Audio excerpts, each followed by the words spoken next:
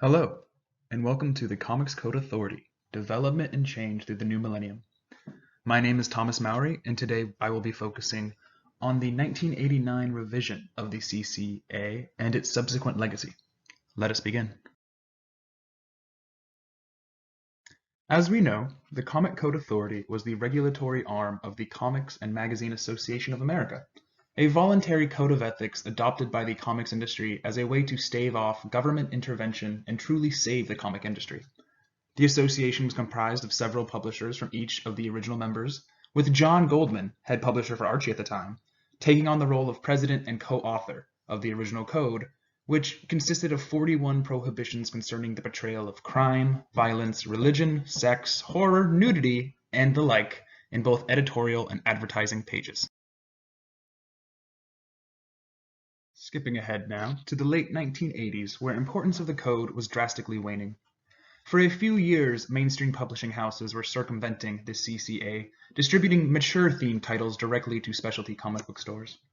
DC's Comics had already famously distributed Swamp Thing number 29, despite the fact that it had been rejected by the Comics Code Authority based on the image seen here. Although, this did not mean these titles did not face censorship. DC infamously scrapped Swamp Thing number 88 in its final detailing for depiction deemed sacrilegious to Christians. It just meant that these titles would not be seeking the parental approval that a title sporting the CCA seal would garner. However, in December of 1988, a shortage of physical copies of the 1971 revision spurred the CMAA to issue a reprint. By this time, John Goldwater had voluntarily released the title of president, switching instead to the role of chairman of the board, and it was his board of directors that prompted the publishing members to add any changes they wished to see in the code. What came about was a much more broad and less restrictive set of guidelines for those publishing houses that wished to seek the approval and use the CCA seal. Again, this seal is purely economical and voluntary. It is a draw that lets parents know a comic is safe, what the 1989 revision would go on to compare to a G film rating. Now, dress was meant to match the period. Proper grammar was still encouraged. Editors were meant to shy away from excessive violence and gore. However, creative control was more firmly in the publisher's hands. Avenues were made for creators whose work was rejected to come meet with a member of the panel of reviewers, or the full-time paid administrator that operated under the CMAA to discuss why the work was rejected and attempt a series of revisions.